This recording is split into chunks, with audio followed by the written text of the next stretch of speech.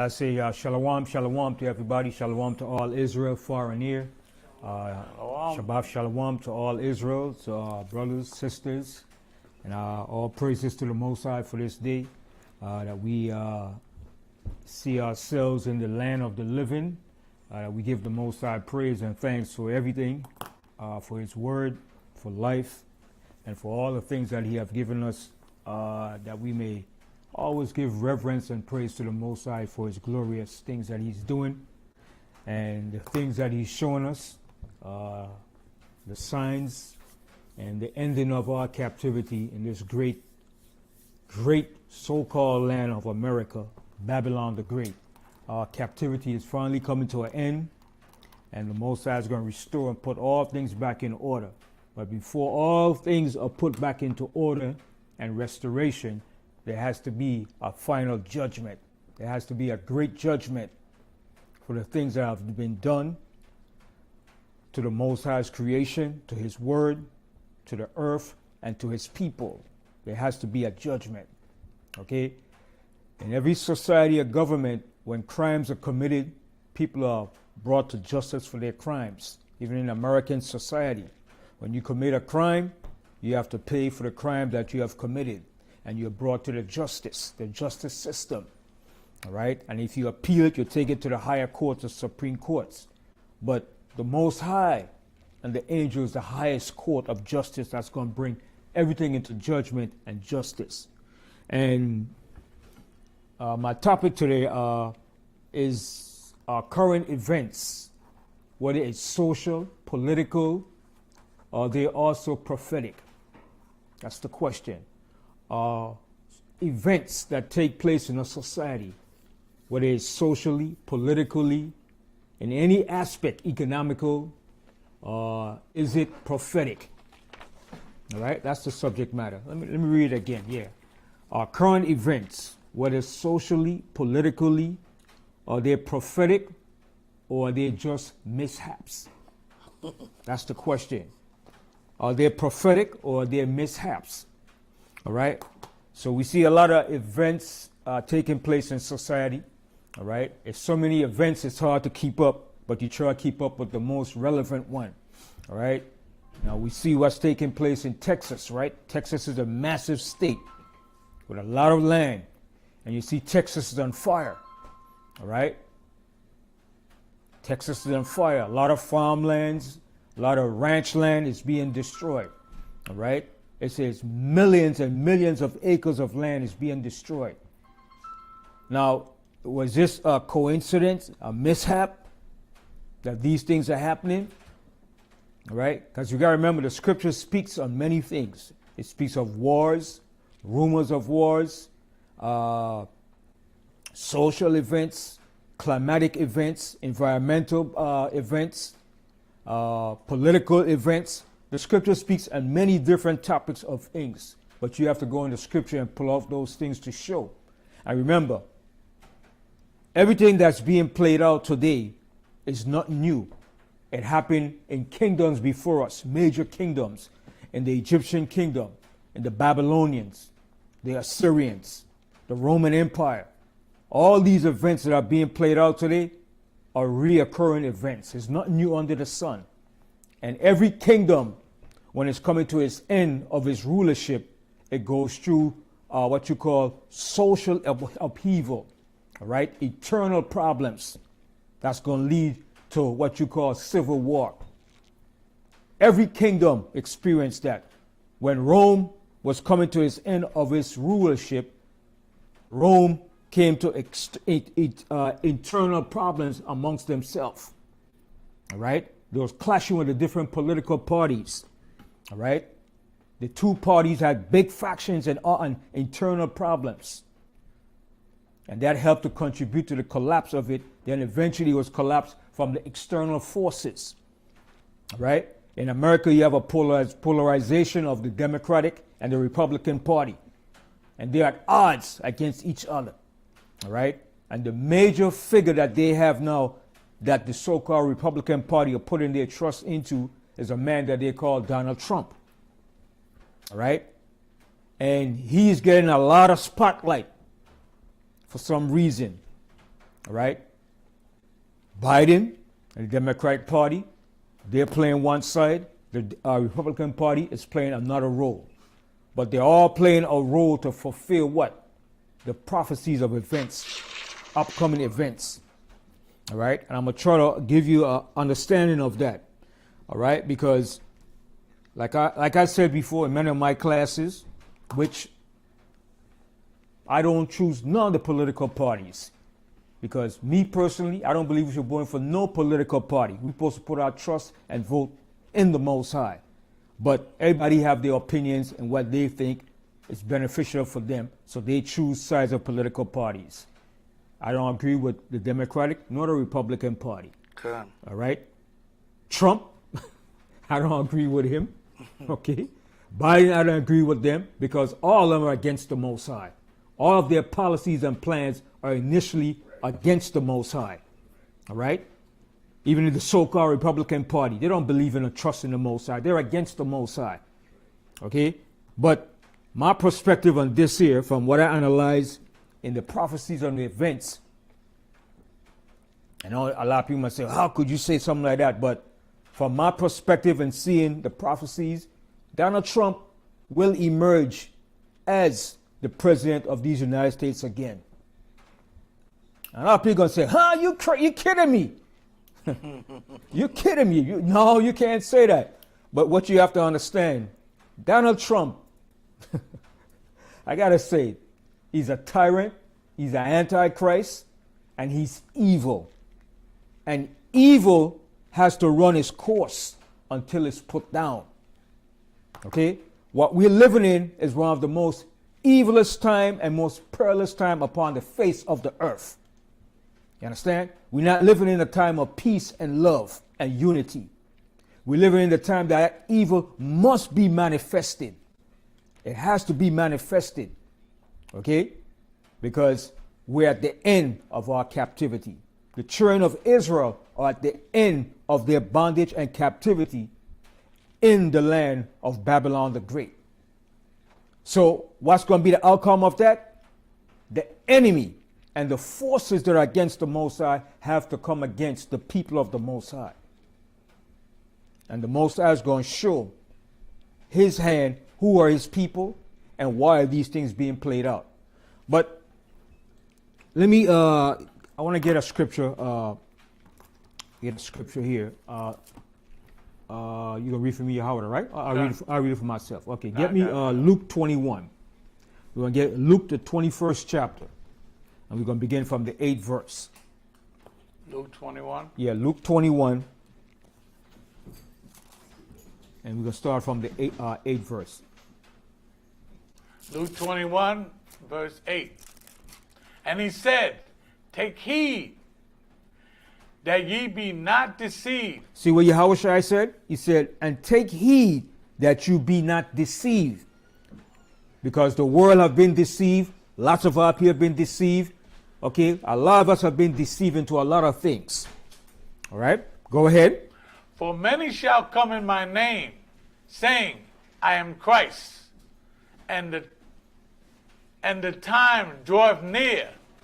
Go ye not therefore after them. Go ahead. But when ye shall hear of wars. Stop there. When you shall hear of wars. Now, Yahushua was saying this over 2,000 years ago. When you shall hear of wars. But he was also speaking about, at the time when he was speaking, from that point up until the future, even up until this day that I'm speaking, he said you're going to hear of wars and what? And commotions. And commotions. Now, there's going to be, from the time that we knew ourselves, or from the time I was born, I heard of wars. I heard about the Vietnam War. I was alive when that went down. Okay, when you had the conflict in Iraq, the first Desert Storm and the Desert Storm War. Then you had in Afghanistan, when the United States went into Afghanistan, when the United States invaded Panama. All right. So for my lifetime, I have seen those couple of wars. People that lived before me have seen probably World War II, World War I. They saw all these various wars. I only happened to see, like I said, the Vietnam War from the time I was born, the Gulf War, Desert Storm War, all right? When the United States went into Afghanistan, you had conflicts between Iraq and Iran for 8 years with Saddam Hussein. You saw when the United States invaded Panama, all right? And various other wars and commotion around the world. So what the Messiah was saying, you shall hear of wars, and there's more wars to come. They had World War I, World War II, and they said World War III is a pending war, which will take place very soon. All right, so continue reading that, Howard. Okay. Let's see. Verse 10. Then said he unto them, Nation shall... No, read 9 again. I don't think again? you finished 9. Okay, Yeah. 9. But when ye shall hear of wars and commotions, be not terrified. He said, don't be terrified, because a lot of people is terrified. Why are these things happening? Why we just can't have peace? For these things must first come to pass, but the end is not by and by. But when he said the end is not by and by, the end was not when he spoke it back then. Okay, when he spoke it back then, it was not the end. That was just the beginning of the sorrows. But now we're in the end. From that time that he spoke that to now, that's over 2,000 years ago. So now we're in the end. This is the end now that he's talking about. Go ahead. Verse 10. Then said he unto them, Nation shall rise up against nation, and kingdom against kingdom. Mm-hmm. And great earthquakes shall be in diverse places, and famines and pestilence. And these things are happening right now as we speak. All right, continue. And fearful sights and great signs shall there be from heaven. Okay, and there's going to be great signs from heaven. Go ahead. 20. So 12. that's it. So now, these were all events that's going to take place in the earth. Now, I don't know if everybody was up and informed and checking out what they said is supposed to be approaching April 8th. It's supposed to be a solar eclipse. All right? Now, this is supposed to be a major event that's going to take place, that's going to be seen worldwide on April 8th. It's supposed to be a solar eclipse that's going to last for 3 days. All right? Those are major signs and prophetic signs of events of things to come. All right? So let's be aware, let's be sober, and let's watch and see what happens. Now, if you have that event, let's say it's going to happen, where you have 3 days of darkness, do you know what that is going to entail? 3 days of darkness? That's going to create a pandemonium of fear in the hearts of people when this event happens. And that should make you wonder and understand, what is that sign? What is that sign leading up to? What does it mean? All right? Mm-hmm. Let's go to that. We'll go into that, and we're coming back to a lot of events that's taking place with Trump and the statements that he made, because Trump made some statements, like I said, that it got the whole world uptight and worried. Okay, let's go to the book of Joel, the 2nd chapter. Joel, the 2nd chapter.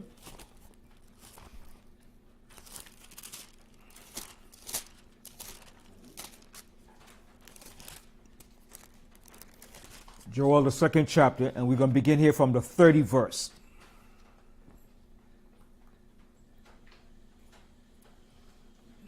Hold on a minute. Mm-hmm. Yeah, take it that. Yeah.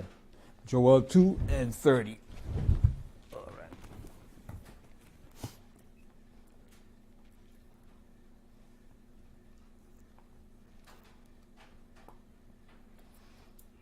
Let's see it up here. I'm sorry. Yeah. All right, take it then. Nice. So I'll speak on for a while until you get it. So we go into the book of Joel, the 2nd chapter and the 30th verse. So, give me 1 second.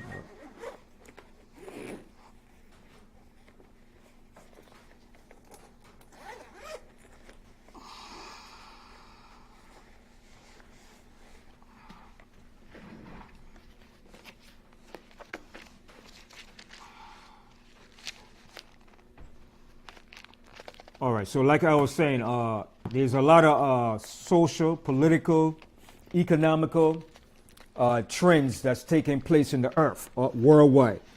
We see, like I said, also, wow, I forgot about that conflict too. That's taking place over in the Gaza with the so-called Israelis and the Palestinians. All right, that's a major problem too. That's going to lead to a massive conflagration of nations being involved. All right, it's going to trigger a lot of the Arab nations, Iran. It's going to trigger Russia. It's going to trigger China, because as we see today, the whole world is intertwined in what they call a geopolitical spectrum. Everybody is vying and jockeying for geopolitical positioning. All right, everybody needs the resources and the wealth and the energy of the earth to run their society. So America, Israel, the European nations, they all need that technology and that energy to fuel and run their society. Okay? Israel, on the other hand, over there, they're trying to maintain and continue their hegemony in that land against the Palestinians. So they feel the best way to control that land is to have the Palestinian and the people of Hamas subjugated, and they have the total hegemony over that land. And we have to remember, it was 1948 that the United States, Britain, and the UN that put Israel into that land under the Balfour Declaration. And we all know biblical understanding and biblical prophecy. They are not the true biblical descendants. Right? Where you got that, Joel? Joel, the 2nd chapter, and the 30th verse. So we're going to read Joel 2 and 30. Joel 2 and verse 30. And I will show wonders in the heavens and in the earth, blood and fire and pillars of smoke. So who's going to show these signs in the earth? The Most High is going to show these signs in the earth. All right. So like I said, April 8th is going to be a major, significant day. All right. What it's saying is going to be a solar eclipse. All right. Continue. Okay. 31. The sun shall be turned into darkness. See that? And the sun shall be turned into darkness. All right. So when the sun turns into darkness, that's known as an eclipse. All right. Go ahead. And the moon into blood before the great and the terrible day of the Lord come. And this is the reason why these things are going to happen, because these are signs to come of the return of the Messiah. The Mashiach is about to make his second return. Okay? A lot of people have been saying this for years, for centuries. The return of Christ. When is he coming? All right? But the Most High is letting you know these are the signs to come. All right? From there, go to Ezekiel, the 12th chapter. Because, you know, we have a lot of scoffers and gainsayers up here saying, look, I've been saying for years. I heard from my grandfather, my grandmother, my mother been saying that. I heard people saying this and I haven't seen it. But I want to show you something here, because the Most High said his words are sure and his word is going to stand. Let's go to Ezekiel, the 12th chapter, right? Ezekiel 12. Ezekiel 12, I'm going to tell you where to start from. All right, Ezekiel, the 12th chapter. And we're going to begin here from, start from Ezekiel 12:21. Ezekiel 12, verse 21. And the word of the Lord came unto me, saying, Son of man. So who's the Son of Man? The Son of Man is Ezekiel the prophet. So that's another term that the Most High calls us, Son of Man. All right, go ahead. What is that proverb that ye have in the land of Israel, saying, the days are prolonged, and every vision faileth? Right, and that's what Peter said, man, listen, man, that's not going to happen. It's not going to happen in my lifetime. Okay? So they're saying the vision faileth and how it's prolonged. Oh, that's going to be in the way in the future. We don't have to worry about that. Okay, go ahead. 23. Tell them therefore, thus saith the Lord power, I will make this proverb to cease, and they shall no more use it as a proverb in Israel. But say unto them, the days are at hand, and the effect of every vision. See, the days are at hand, and every effect of every vision that the Most High showed the prophets, all right, that Christ spoke about, the Messiah spoke about. Continue. 24. For there shall be no more any vain vision, nor flattering divinations within the house of Israel. For I am the Lord. I will speak, and the word that I shall speak shall come to pass. It shall be no more prolonged. For in your days, O rebellious house, will I say the word, and will perform it, saith the Lord power. Again, the word of the Lord came unto me, saying, Son of man, behold, they of the house of Israel say, the vision that he seeth is for many days to come. That's what a lot of people said, man, you guys believe that stuff, man? That ain't gonna happen, man. That ain't gonna happen in my lifetime, man. That's gonna be happening way down in the future. Come on. Everybody belittle the Most High prophecies and things that he said is supposed to take place. They make mockery of it. They scoff at it. All right? Go ahead. And he prophesied of the times that are far off. Yeah, man, that's something that's going to take in the future, man. Don't worry about that. Continue living your lifestyle. All right? Go ahead. Therefore say unto them, thus saith the Lord power, there shall none of my words be prolonged anymore, but the word which I have spoken shall be done, saith the Lord power. It's going to be done, saith the Most High.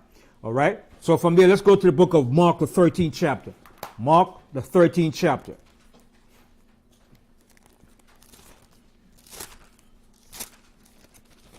All right, Mark, the 13th chapter. All right, and we're going to begin here from, start from the 17th verse. Mark 13 and verse 17. Actually, you know what? Let's start from the 14th verse. Let's start from the 14th verse. Let's go back to when Yahushua was showing what the Roman Empire was going to do to Jerusalem. So Yahushua was showing you the events from the time that he spoke, and the events from them up until this future event. All right? Continue. Mark 13 and 14. Verse 14. But when he shall see the abomination of desolation, spoken of by Daniel the prophet, standing where it ought not, let him that readeth understand. Then let them that be in Jerusalem flee to the mountains. See, those that be in Judea flee to the mountains. So this one, the Roman forces, when Titus Vespasian came into Jerusalem and he took down Jerusalem. All right? And when that happened, that's when everybody believed what he was really talking about. But it was too late then. All right? Continue. And let him that is in the housetop not go down into the house, neither enter therein, to take anything out of his house. And let him that is in the field not turn back again, for to take up his garment. All right, so he was speaking about events, social events, political events that was going to take place after he died, all right, during his lifetime, after he died, and leading up to the future. All right? So everything in the Bible deals with social events, political events. It deals with all type of events. And mainly when Yahushua walked the earth, he was dealing with a current event with the political factions, the religious factions. All right? When he went before, what's this guy named? Herod, which is a political figure. And when he went before, what's his name? What's the other one? The Roman, what's his name? When he went before him and he said, tell me, art thou the king of the Jews? Pilate. Pilate was what? The governor, the ruler at that time, a political figure. Khan. All right? So politics is nothing new. Politics goes way back. The Europeans did not bring politics on the scene. They want you to believe that. Oh, the Greeks brought democracy and politics. Shut up. Okay? Nations were dealing with politics way before the Greeks came on the scene. Or before the European came with his Eurocentric politics. All right? Because what they're using an extension of the politics of the other nations that ruled before the European powers came into rulership. Khan. Okay? They're taking some of the Egyptian political spectrum. They're using of the ancient Babylonian political spectrum. They're using from the Assyrians, from the Persians. They're taking all bits and pieces of their political system that they have today from the various ancient kingdoms that ruled before. So don't let them tell you that crap that America and the Greeks were the first that came up with what they call a political way of life or democracy. The Greeks took their ideas from the Persians, okay, and from the Egyptians. Okay, they copied what other nations had before. Okay, so continue. 17.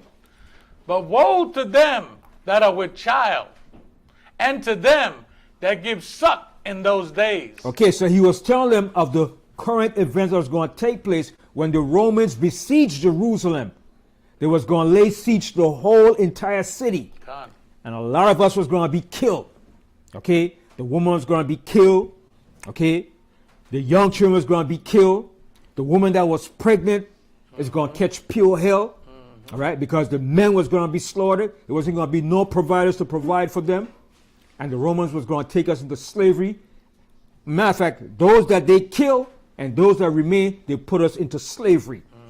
Okay, the Romans came and destroyed Jerusalem in 70 AD.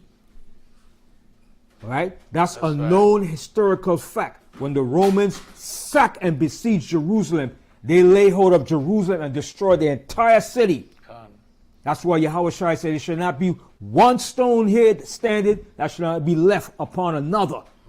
They pulled down the entire remnants of Jerusalem, pulled everything down. Like I showed you last week, the reason why that was done, because when the Romans destroyed Jerusalem and they burned the temple, all the gold that was in the temple, all that gold melted. And all that gold melted between the slab of stones. Okay?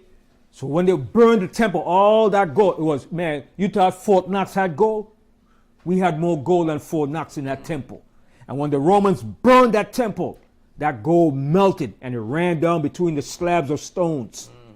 And when that happened, and when it melted, and the Romans saw it, they went berserk.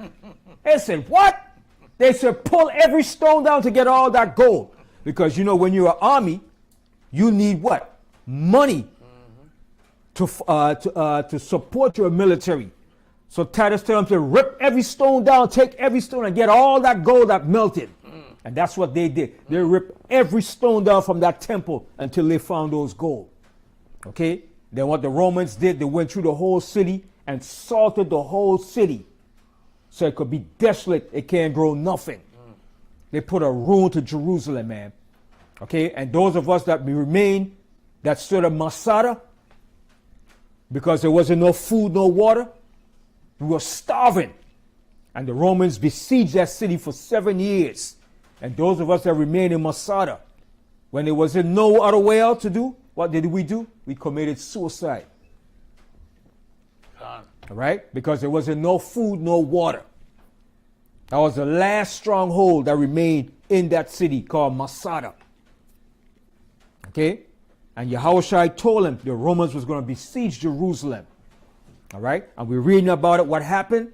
And he's showing you what's going to lead up also into the future times that we're living in. Okay? Continue.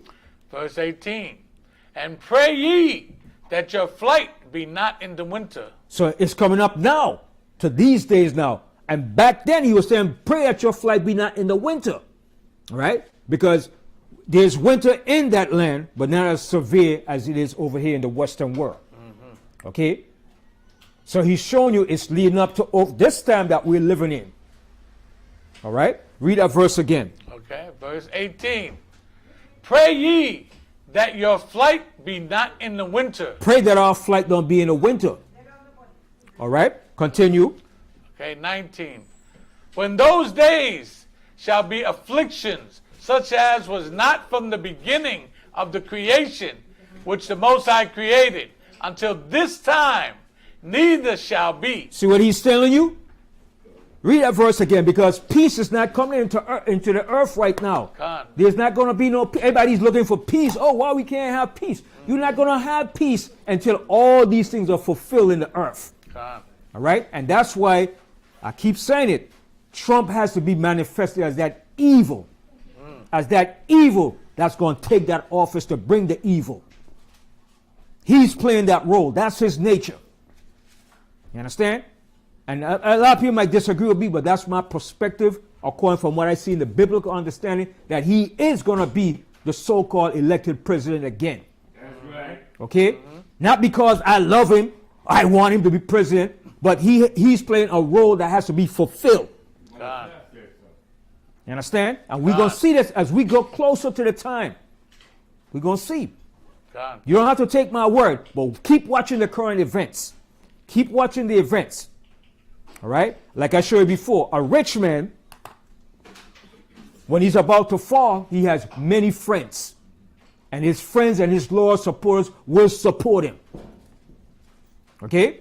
I read you the scriptures last week. Maybe I have to read it again and show you. When a rich man begins to fall, he has many supporters to back him and to keep him up. Right now, Trump, they say he's in debt, right? He has to pay like $455 million. You think that's a problem? Listen, all his rich constituents, Republicans, the big corporations, they're going to back and support him to make sure he gets back in office. Why? Because they have an agenda to fulfill. I'm going to show you that too. And then you could go home, look at the pieces, look at the events, and check out what I'm saying. Check what I'm saying. Right? A lot of people can't see because, oh, no, Trump, no, we don't want. But what you have to understand in this society, your votes, when it comes to presidents, I'm going to tell you like this. They play you. The elites are the ones that dictates and decide who goes into office. That's right. All right? There's something called an electoral process. Okay? Then you have the hidden elites behind the scene that selects who they want to be in office. You really think this is a democracy that they're telling you? They're telling you it's a democracy to blindside you.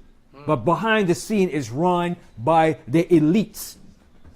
All right? But hold this real quick. Let me come back to this right here. Go to the book of Daniel, the 4th chapter. All right? Daniel, the 4th chapter.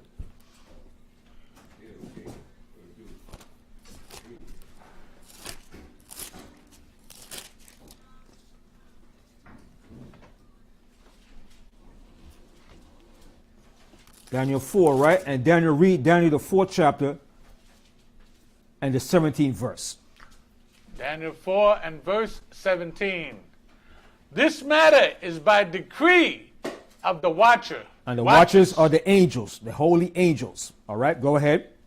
And the demand by the word of the holy ones, to the intent that the living may know that the Most High ruleth in the kingdom of men. What does that mean?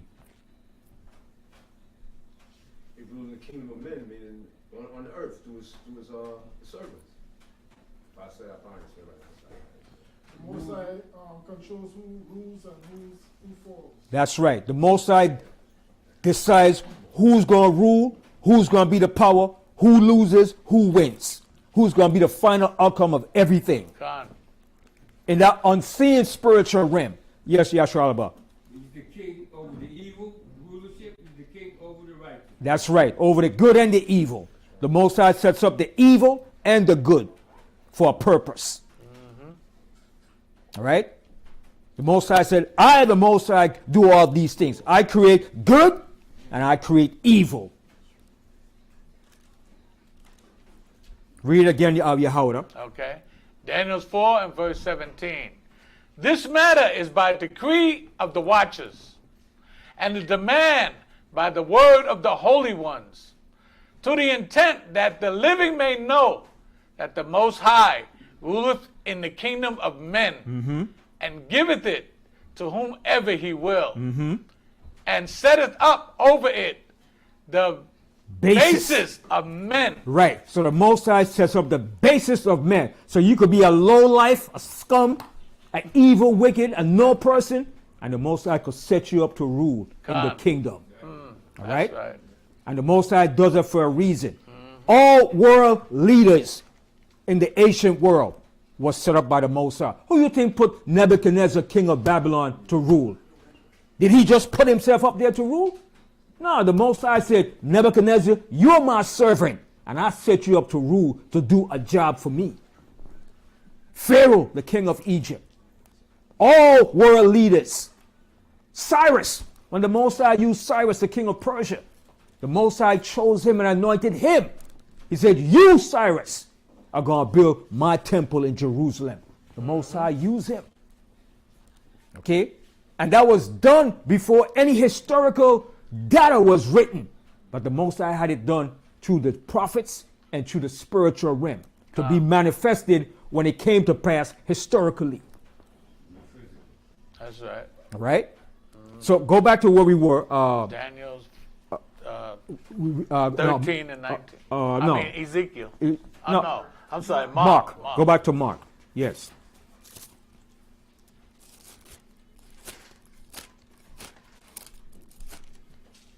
Right, Mark 13, and we left off in what? 19.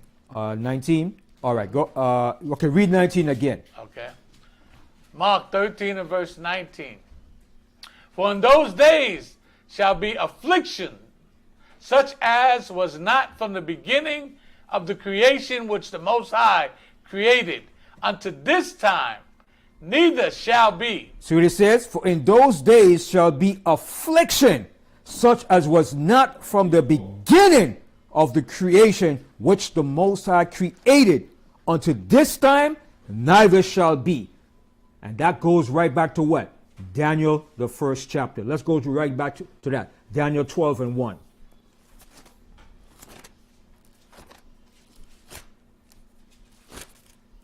So Yahushua the Messiah was speaking about these things. And what Daniel spoke, the same thing Daniel said was going to happen in the end times. And the only person today that could come across and fulfill those things is who? The political leader today. The only one that you see that has that mindset or attitude to do those things is who? Teflon Don. Trump. Teflon Don. No, Putin is on the other side too. But right here in America, where we are, the only person now politically that has that power to bring about such great affliction is that one called Teflon Don. I call him Teflon Don because he's impervious to the law. No matter what they do against him, he just seems to skate the law. He just go around it. All right? I call him Teflon Don. And you know, Teflon is something that a bullet can't penetrate. All right? And he seemed to be like that Teflon. I'm watching him. I'm watching all the events. Look what he, look. How many primaries he won so far? He won all the primaries so far. Okay, he won the one in Iowa. He won in New Hampshire. He won South Carolina with Nikki Haley. He won that big time. And they say he might win Michigan too.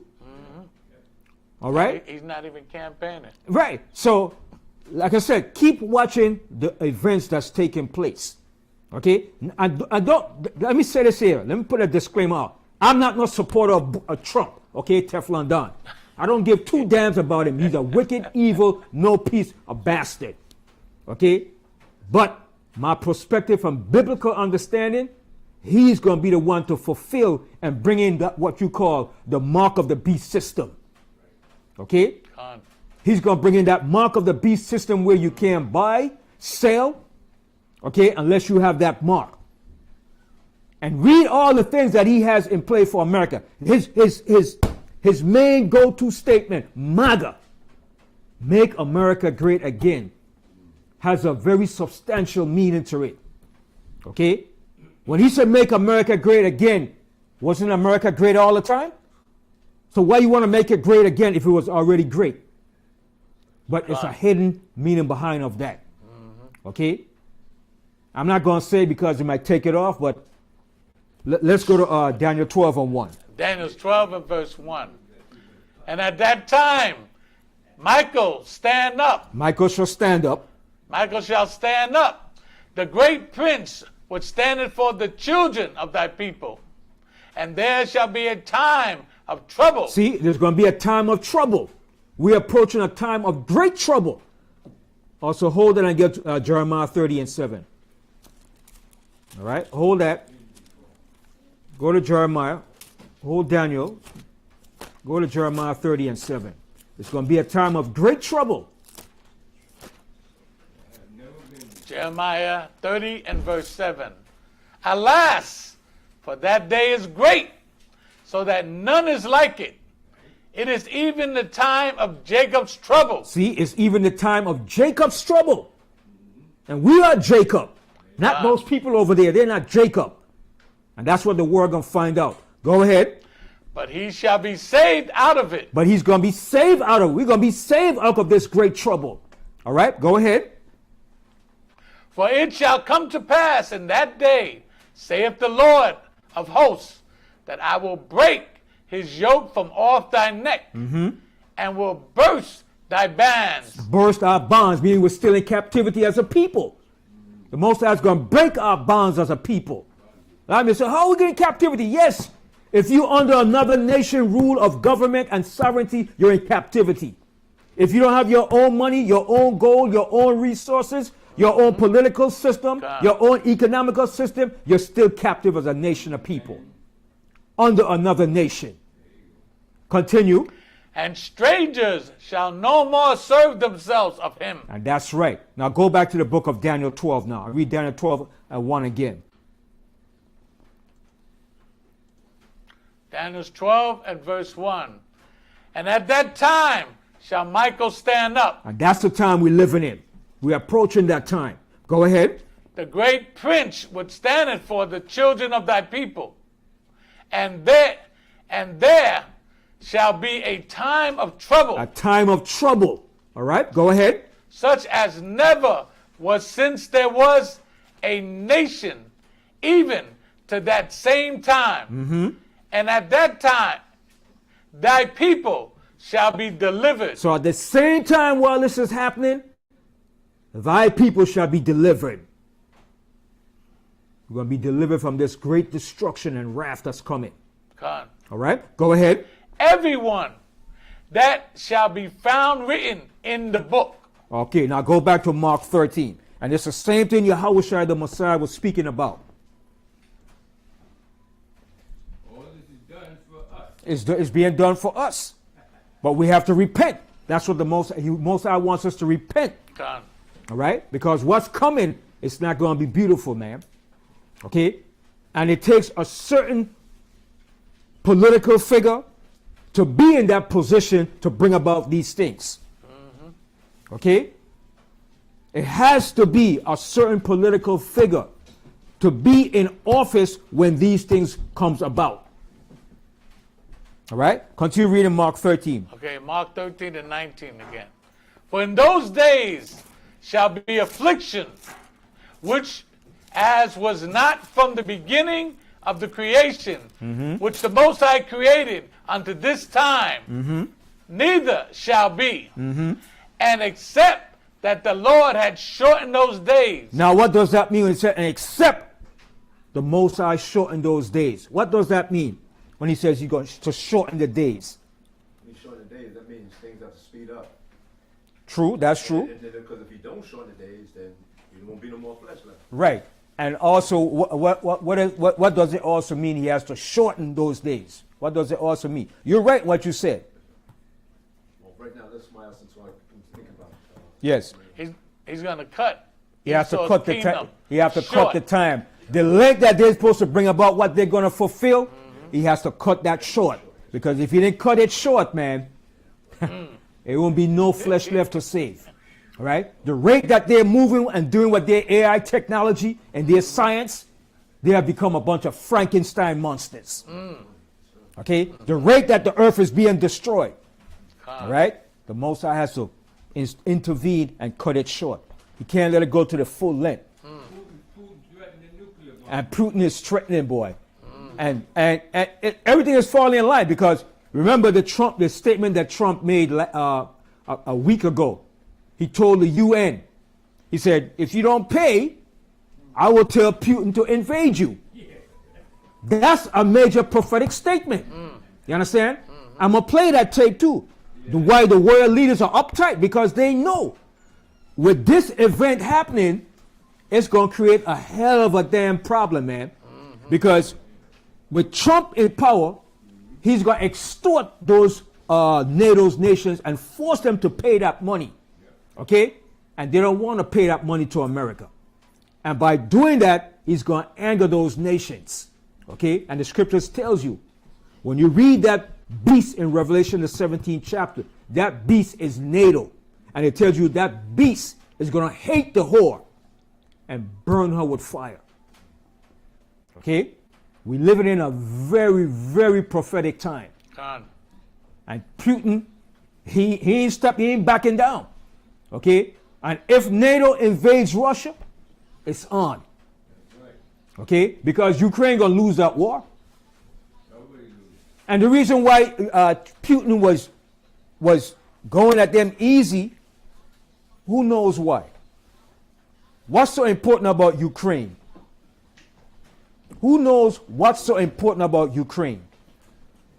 Who knows the history of Ukraine? I'm going to tell you, Ukraine is the breadbasket of Europe. Ukraine produces the most wheat and all the sources of food that comes from Europe. Ukraine. So the reason why Putin is not going all out against Ukraine, because he needs some of those resources from Ukraine. As a matter of fact, Ukraine is part of Russia. Okay? But NATO and the other nations in America are trying to separate Ukraine from Russia. And Putin is uptight that NATO and the United States trying to put NATO forces in his back door. I would be uptight too. Wasn't the United States uptight when Russia was putting missiles in Cuba? The United States was uptight and said, no, you can't do that. Right. So Putin don't have the right to be uptight? Yes. All right? So all these are all things that's going to clash very soon. That's right. Okay? That clash is coming very soon. All right? So finish reading Mark, the 13th chapter. Okay, 20. And except that the Lord had shortened those days, no flesh shall be saved. So you see that? So the Most High has to shorten those days. He has to cut their time short from the rate that they're moving and doing things. All right, go ahead. But for the elect's sake. But for the elect's sake. That's the reason why the Most High is doing it. So showing you the Most High have respect for his elect. For the elect's sakes. That's the only reason why the Most High is doing it. Not for nobody else, but for his elect only. Showing you the Most High has great respect for his elect. All right? And we should strive to be in that election too. That's what Yahweh Shai said, strive to enter into the kingdom of heaven, that you be found worthy. All right? Go ahead. But for the elect's sake, whom he has chosen. See that? Whom he has chosen. All right? Go ahead. He had shortened those days. And he's going to shorten the days. That's the only reason why. All right? Go ahead. 21. And then, if any man shall say to you, lo, here is Christ, or lo, he is there, believe him not. Don't believe it. Oh, Christ is over here in some building. Christ, don't believe that crap. Oh, he's over here. He's over in the land of Israel. Don't believe that. Oh, he's over there in Europe. He's somewhere down in Texas named David Koresh. Don't believe that crap. All right? Because the Messiah tells you how he's coming back. So you won't be deceived. Continue. 22. For false Christs and false prophets shall arise, and shall show signs and wonders to seduce. See? And how do you show sign and wonders? How do you show sign and wonders? Peter used to say, oh, God gave me the power to bless you, to heal you. Oh, he healed you. Who wake him from the dead? They're going to seduce you, man. They're going to use enticing words, nice flavor words. Okay? Continue. If to seduce, if it were possible, even the elect. See, if it were possible, even the elect, they even seduce you to believe that nonsense. Con. All right? Go ahead. But 23. But take ye heed, behold, I have foretold you all things. See what Yahushua said? But behold, I have foretold you all things. He told us this before it came to pass or before it happens. Continue. 24. But in those days, after the tribulation, the sun shall be darkened, and the moon shall no more give her light, Go ahead. and the stars of heaven shall fall, and the powers that are in heaven shall be shaken. Go ahead. And then shall they see the Son of Man coming in the clouds with great power and glory. Now, this verse here now, a lot of people when they read this say, but when they read this verse here, say, and then shall they see the Son of Man coming in the clouds. They probably going like, what do you mean clouds? They're going to say, well, wait a minute, nobody can come in no clouds. See, but this is a parable. This is what you call a dark saying. All right? It's a parable that Yahushua was saying. Those clouds represent the angelic vehicles that he's coming in. That's right. The chariots. All right? And the way why it was written like that, so that the Bible would not be destroyed and leave out these things. Because remember, the Bible had to be translated by who? By our enemies. See, the enemies doesn't have the spirit that the Most High gave us. So the Most High had it written in parables and dark sayings. But it was meant for us to understand what that means when he said he's coming in the clouds. The clouds represents the chariots, the angelic vehicles that he's coming in. What this word called UFOs. Okay? But it's not UFOs. Those are angelic vehicles that he's coming back in. Okay? And I want to show you two more scriptures. All right? Go to Isaiah 66 and 15 to prove that those clouds are not really clouds, literal clouds. All right? Isaiah 66. Isaiah 66 and 15, and also get Isaiah 19 and 1 too.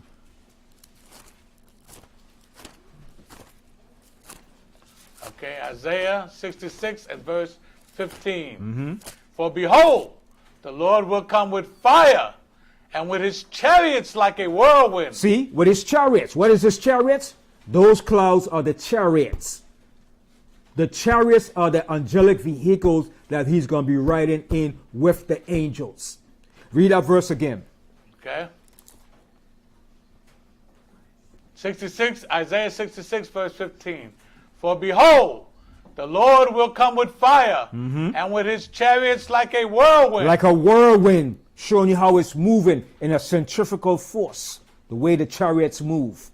All right, go ahead. To render his anger with fury, and his rebuke with flames of fire.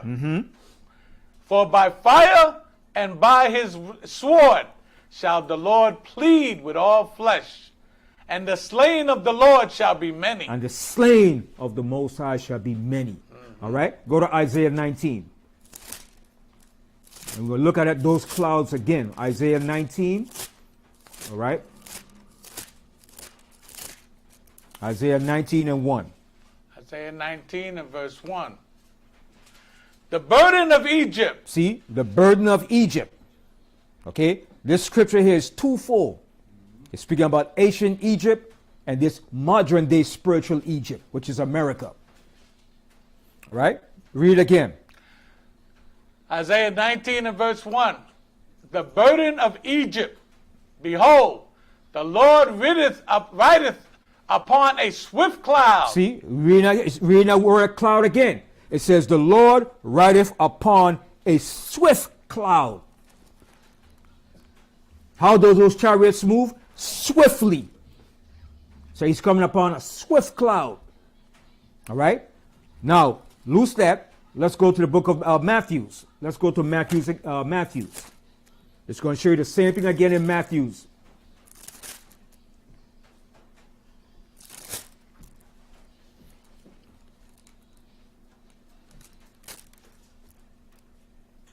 Then they show you that in the movie The Ten Commandments. Mm-hmm. How that is out of Egypt, and the fire, we pillar in the back. Right. Back the Egyptian army. Angels was in the fire. All right, Matthews 25. Give me 1 second. Yeah, I wish I said himself.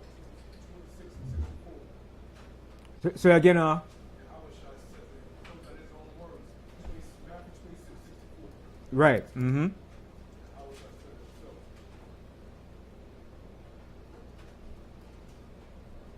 Give me 1 second. No, actually, it's Matthews 24. Yeah, Matthews 24. Okay, Matthews 24, and start from 27. Matthew 24 and verse 27. Mm-hmm. For as the lightning cometh out of the east, and shineth even unto the west. And that's how the Messiah is coming back. The lightning is going to shine from the east to the west. All right, go ahead. So shall also the coming of the Son of Man be. Mm-hmm. For wheresoever the carcass is, there will the eagles be gathered together. Mm-hmm. Immediately after the tribulation of those days. Okay, what is a tribulation? What is tribulation? Terrible time. Terrible time. Chaos, wars, famines, pestilence, upheavals, anarchy. All sorts of things are happening.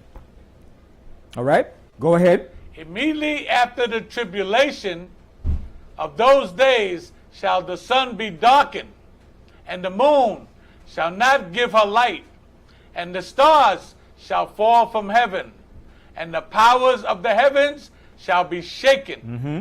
And then shall appear the sign of the Son of Man in the heaven. Mm-hmm. And then shall all the tribes of the earth mourn, and they shall see the Son of Man coming in the clouds of heaven. See, coming in the clouds of heaven, not a literal cloud that you see up there. Okay, read on. With power and great glory. Mm-hmm. And he shall send his angels with a great sound of a trumpet, and they shall gather together his elect from the four winds, from one end of the heaven to the other. Okay, now go to the book of Acts. All right, the book of Acts.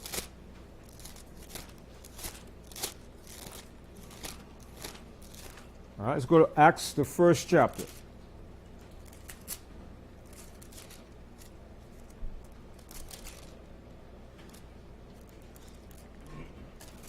All right, let's start here from the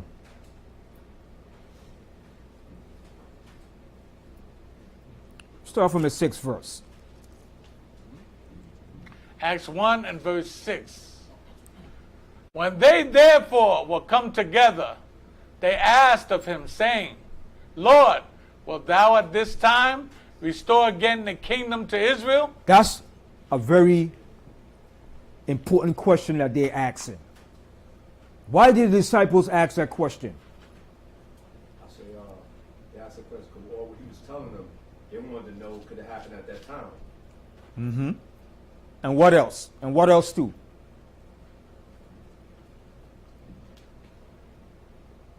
Read it again. Okay. Acts 1 and verse 6.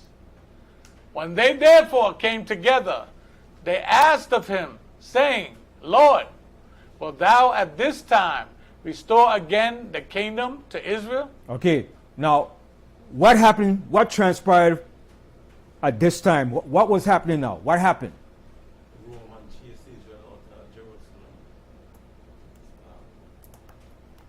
Jerusalem. Show me what happened then now, specifically. Yeah, when he made this statement, what happened? They were under the rulership of Rome. That's true. All that is true.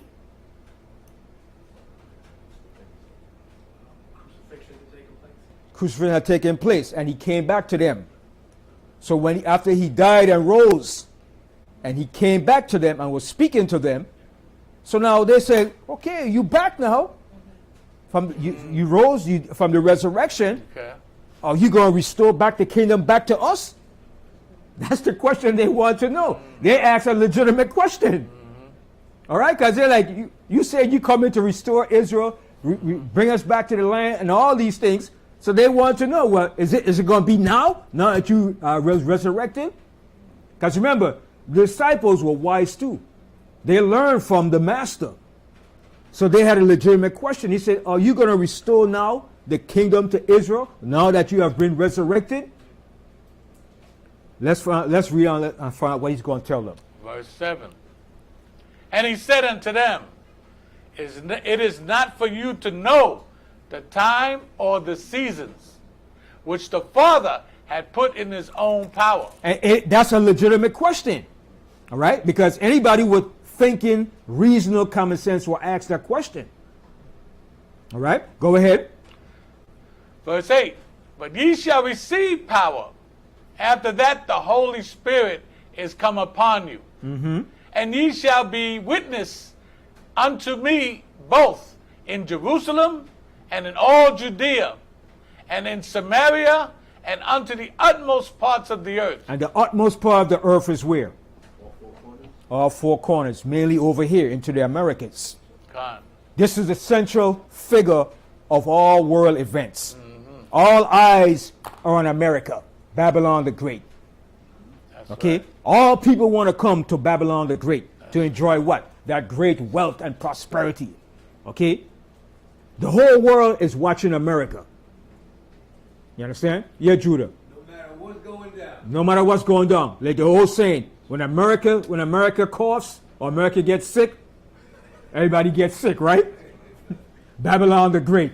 All right? The old saying, oh, you go to America, you'll find city praying for gold, right?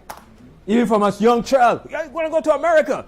All right? That's the big talk. Everybody from every part across the world came to America. Back in the 1800s, all the Europeans that was over in Europe wasn't going to England. They wasn't going to Russia. Where was they coming to? America. America. Whether you're Italian, Irish, Polish, German, you are coming to where? The land of the home of the free and the brave. Freedom, liberty, opportunity, and all that BS to tell you. Right. All right? But it wasn't for us. Okay? So America is that beacon of light. Okay? God. Whether you want to accept it, don't want to accept it, it's supposed to be the so-called beacon of light. Okay? Because the Most High made it that because we're here as a nation of people in exile, in captivity. That's the only reason why. When Egypt became the beacon of light, who was in Egypt? The children of Israel. We were in Egypt under the pharaohs. When Babylon under Nebuchadnezzar became the beacon of light, who was in Babylon, in the captivity of Babylon? The children of Israel. So wherever any major empire rules, that's where the children of Israel are, in captivity, serving out their punishment.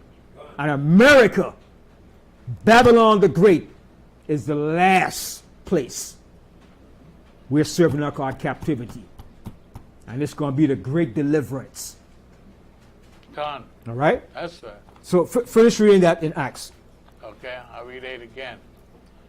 But ye shall receive power. After that, the Holy Spirit is come upon you.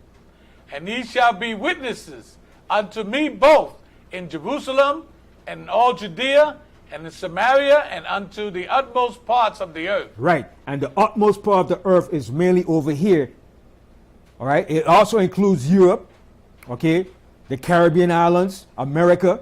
But when you really go into it, the utmost part of the earth is mainly here in America, which is known as the fourth part. America is known as the fourth part of the earth. When you read in Revelation, the 6th chapter. Con. Okay. The three parts was Africa, Asia, and Europe. Those were the three parts that was established in the ancient world. Then America became the fourth part when the so-called European explorers started coming over here. But before the European explorers, you had the Canaanites that was coming over here before them. But it became finally established when the European forces under the Spanish, the French, the British, all right, finally came and established what you call the Americas. And the British were the one that cemented the final establishment of America, because the British had it the longest. And who did America get their independence from? The British. The British. So America became that 8 beast that came from the 7. Con. All right? Everything is intertwined. When you read Revelation 17, it says, the 7, the 8 beasts, which is of the 7, Con. which is America. The 7th beast was Great Britain, the British Empire, and America came out of that 7th beast, which became the 8th, which is America today. All right? Con. So let's finish reading that. Okay, you want to go on to 9? Yeah, go to 9. Okay. Acts 1 and verse 9. And when he had spoken these things, while they beheld, he was taken up, and a cloud received him out of their sight. See, we're going back to that cloud again. How could a physical cloud receive you up? It said it received him where? Into what? Out of their sight. So that cloud was not a literal cloud. That's a dark parable. That cloud that received him was the chariot, the angelic vehicles of the Most High. All right? Go ahead. Okay. 10. And while they looked steadfastly toward heaven. So while they was looking up like this in amazement, amazed what they saw, I would be amazed too. If I'm talking here with you, and all of a sudden you taking up in a chariot, I'll be amazed too, like, wow, I'll be looking up too. God. All right? And that was the master that was amongst them. So when he was taken up from them, they was like, wow. They were amazed at that sight. All right? So read that verse again. Okay, verse 10. And while they looked steadfastly towards heaven, as he went up, behold, 2 men stood by them in white apparel, which also said, Ye men of Galilee, why stand ye gazing up into heaven? He said, why are you standing here gazing up into heaven? Because they was awestruck, amazed at what they saw. All right? Read on. This same Jesus, which is taken up from you into heaven, shall so come in like manner. The same way he was taken up, that's the same way he's coming back in those angelic vehicles known as the chariots. All right, go ahead. Shall so come in like manner as ye have seen him go into heaven. And that's how he's coming back, with the angelic vehicles, the chariots of the Most High. Okay, and let me hit you with something. Whenever they make movies and certain things, right, it's a projective idea that they're putting out. Remember when they showed you that movie with Will Smith, Independence Day? When they show how the chariots came, and it came, the mothership, that's all real. The producers and directors of Hollywood are top Masonic entities that work for this government. And they understand and know exactly how the return of the Mashiach is coming back. That's not a fiction. But they turn it into a fiction when they showed you little creatures, aliens, coming out of the ships. And they were able to destroy the ships. But they're not going to destroy these ships. Okay? One of the mothership that's coming is going to be a massive mothership. And I should have kept this video. It was a white woman. She had a powerful telescope. And she was doing an observation. And while she was observing, she was looking into one of the clouds that was out there. And when she used that telescope, she had some kind of what you call what's the technology you use that you could see in the darkness? You call it infrared. She had an infrared, and that telescope had an infrared that when she looked in the clouds, she saw in the clouds was a mothership. A mothership, okay? And in that mothership had all sorts of vegetation, rooms. She said that ship was so big. It was right here in the midst, right here looking at us. Cloak in the clouds.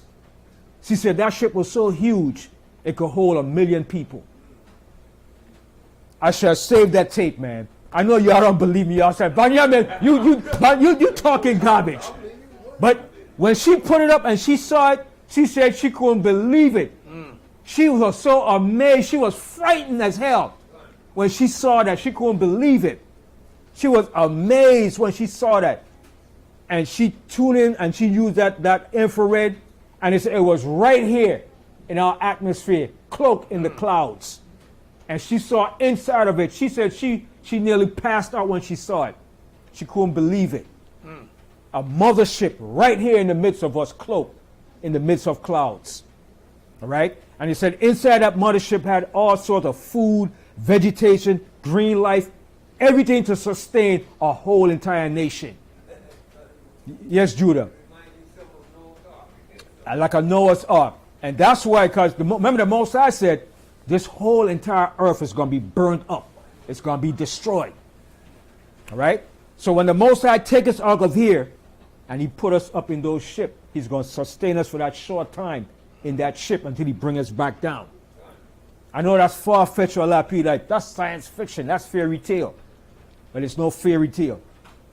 The Most High said the entire earth is going to be burnt up. It's going to be a lake of fire.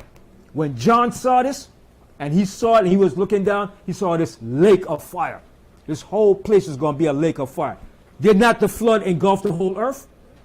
The flood engulfed the whole earth. It was flooded. The Most High said, not this time, but by fire. He's going to burn this place up. Okay? This whole place is going to be dissolved. And the Most High have many ships out there. There's a whole lot of ships. And when she saw that, man, she was so, she probably lost her mind. She couldn't believe it.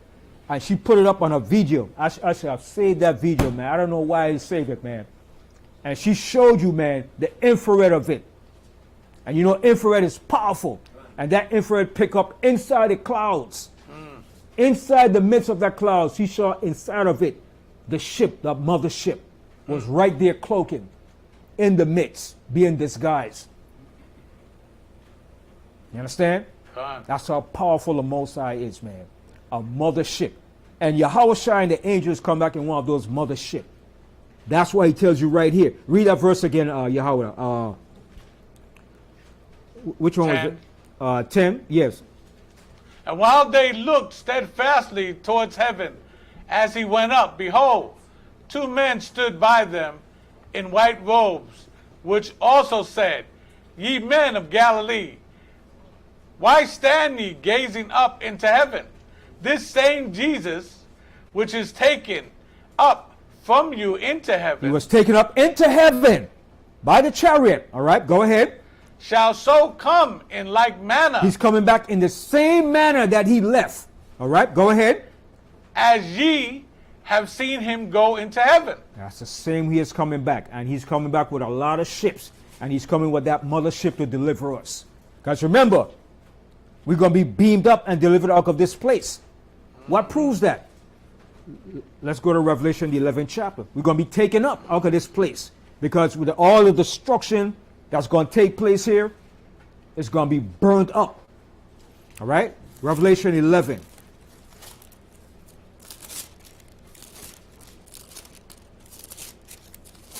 And then we're going back to our current events, all right? Revelation 11, and jump down here to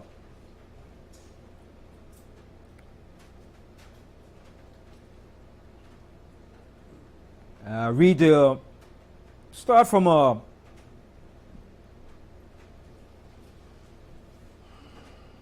7th verse, Revelation 11 and 7. Revelations 11, verse 7. And when they shall have finished their testimony, the beast that ascended out of the bottomless pit shall make war against them. All right, that's NATO. That's that beast. And how do we know that? Let's go to Revelation, the 17th chapter. That beast represents NATO. All right, Revelation, the 17th chapter, and read the 14th verse. Revelation 17 and verse 14. These shall make war with the Lamb. Who's going to make war with the Lamb? The nations here on the earth, the European forces, the European nations. All right, go ahead. And the Lamb shall overcome them. For he is Lord of lords and King of kings. And they that are with him are called and chosen and faithful. Go ahead. And he said unto me, the waters which thou sawest where the whore sitteth, Which that's America. She's the whore. Go ahead. are peoples and multitudes and nations and tongues. And the 10 horns which thou sawest upon the beast. And the 10 horns that you see upon the beast, those 10 horns was known as what? The nation. When it first started, it was known as what? In 1949, it was known as what? League of Nations. Who said the League? Yeah, the League of Nations. And it had another name for it too. All right? It had another name for it too. I think it was called the EU, the European nations or unions. All right? Okay, go ahead. And the 10 horns which thou sawest upon the beast. And the 10 horns which you saw upon the beast, which is NATO. All right, go ahead. These shall hate the whore. These gonna hate the whore. The whore is America. Go ahead. And shall make her desolate and naked. And shall eat her flesh and burn her with fire. And burn her with fire. How do you burn somebody with fire? Nuclear weapons. That's how you burn them. And that's nuclear weapons going to be used. Okay? That's the final outcome of the judgment. All right, go ahead. For Yahweh had put in their hearts. Who had did this? The Most High is going to put it in their hearts. Read that part again. For Yahweh had put in their hearts to fulfill his will and to agree and give their kingdom unto the beast. They're going to give their kingdom unto the beast, which is NATO. Go ahead. Until the words of the Most High shall be fulfilled. And the woman which thou sawest is that great city. And that woman that you saw is that great city, which is America. Okay, the woman that you saw is that great city, which is America. Go ahead. Which reigneth over the kings of the earth. Which reigneth over the kings of the earth. How does America rule over the kings of the earth? Because we got to serve them. Now, how does America rule over the kings of the earth? Military minded, her political power, her influence. America's influence is in all nations. All nations are influenced by America's so-called democratic way of life. Okay? Her so-called democracy and her military might. America is the only nation upon the face of the earth that has military bases in every country upon the face of the earth. China doesn't have military bases in every nation. Russia doesn't have military bases in all nations. Only America and who else? England. But America supersedes England by far. You understand? Because America came out of the mother, which is Great Britain. That's her mother. America is a daughter of England. And they do everything that England does. Remember, at one time, England was the main power running and controlling the whole entire earth. All nations, what they call third world nations, got their independence from who? From Great Britain. All the islands in the Caribbean, majority of them got their independence from who? Great Britain. Jamaica, Trinidad, Antigua, Barbados, Bahamas, St. Lucia, Dominica, St. Kitts, Nevis. All the nations in the Caribbean, majority of them got their independence from Great Britain. It's only a couple of them got theirs from France. Haiti, Guadeloupe, Martinique. Okay, then the Dutch, you had Aruba, Curacao, and Bonaire. But all the other nations, and then Cuba, Santo Domingo, and Puerto Rico got theirs from Spain, which are all European powers. But the vast majority of the earth got their independence from Great Britain, America, Canada. You understand? Australia is a colony of Great Britain. New Zealand. All right?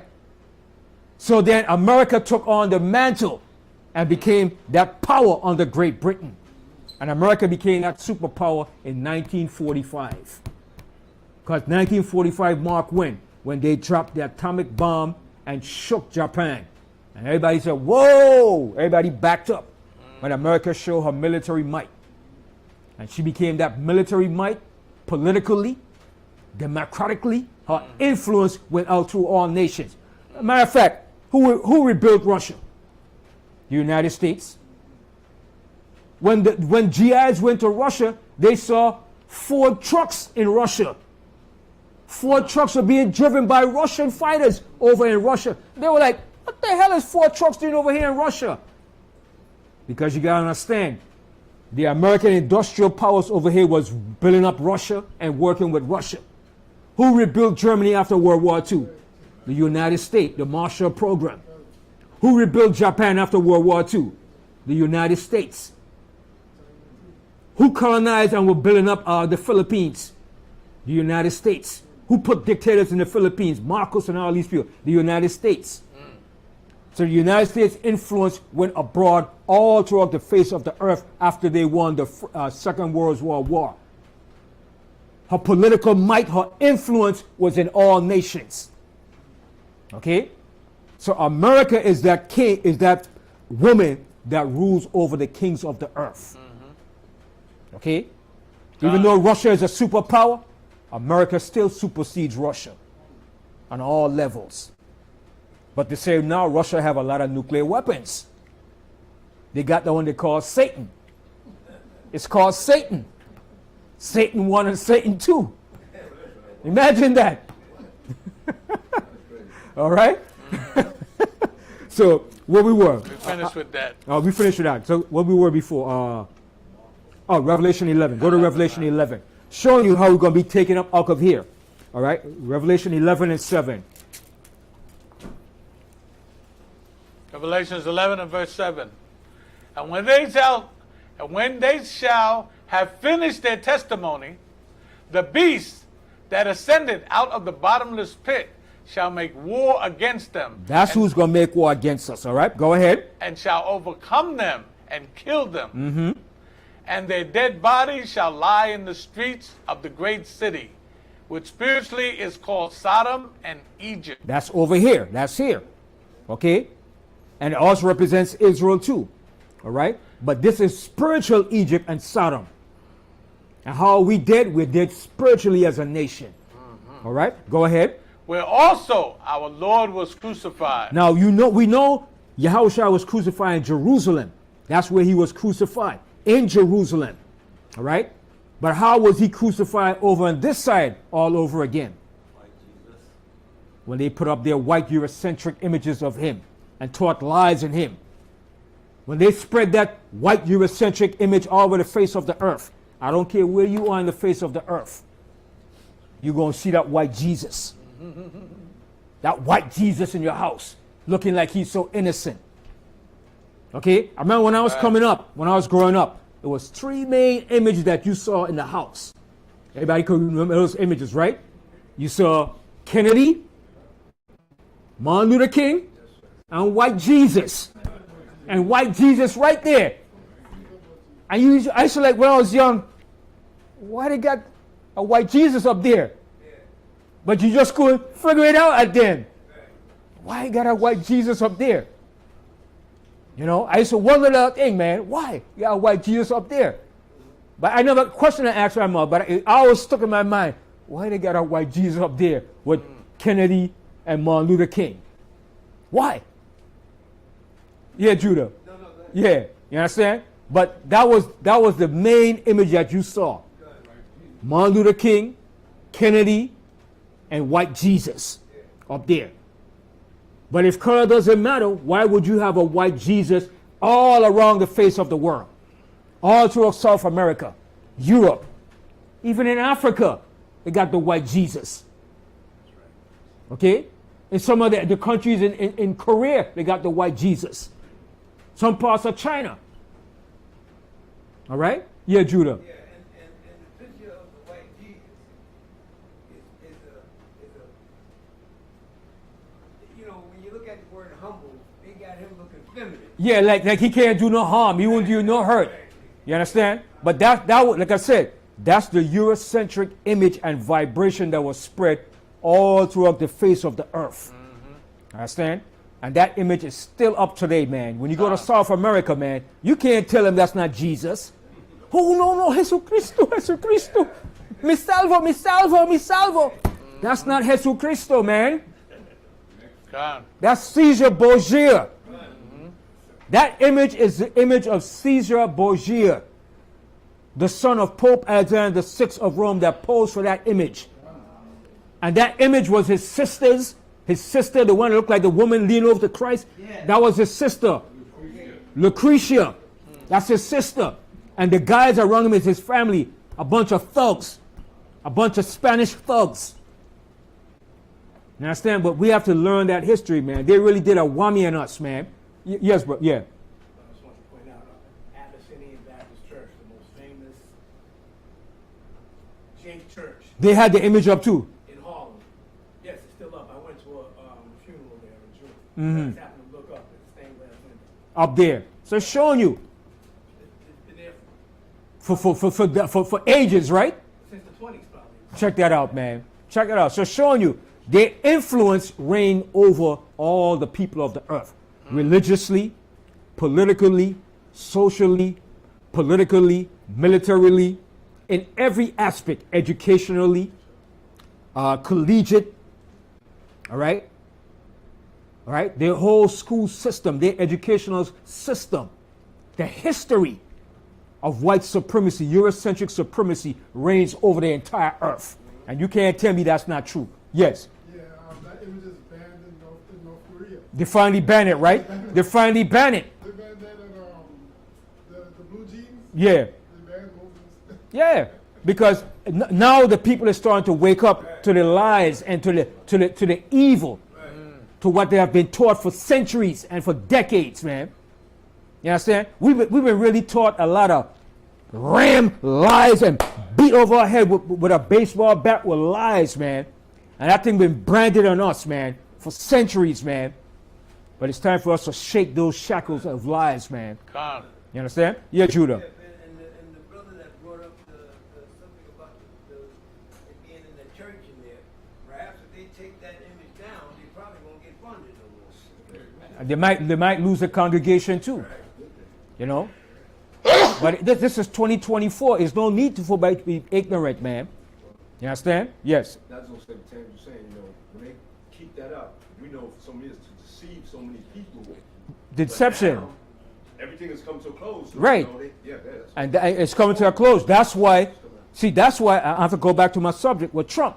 That's why he came and said, make America great. Because now they're starting to see that the mass of the people are starting to wake up to America's trickery, lies, deception. All the trick, all the falsehood. Just the other day, there was an American soldier in the U.S. Air Force. His name is Aaron Bushnell.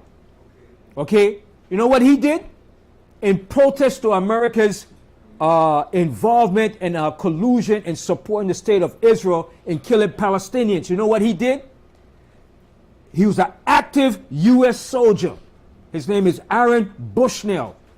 He went on the embassy, in the Israeli embassy in Washington, D.C. He said, what I'm about to do is something extreme that you have never seen. He said, I'm not going to be complicit to what our government is doing, what they're doing with the elites, what they're doing. I'm not going to be complicit. He poured the fuel on him. Oh, yeah. Poured the fuel on him, and right in front of the U.S. embassy in D.C., and lit himself afire. And when he lit himself, he said, free Palestine, and burned himself up right there. And they came with extinguishers to put him out. All right? Showing you in protest that even their own people are starting to realize the lies that they have been fed for centuries. I have to give it to him. Even though what he did was foolish, at least he died for something and he stood for something. He believed in what he believed in. That he's not going no more. He's not going to be complicit to what the country is doing in their name to fight wars. And he went and burned himself, man. He burned himself up right there. And that's also an indication of what's happening to America's society and what's going to happen to this society and to its rulers. It's going to be burnt up. That's indicative of what he did. It's a sign of what's to come. He burned himself up, man. Self-immolation, man. Then his last words before he died, free Palestine, free Palestine. Imagine, he's a white boy.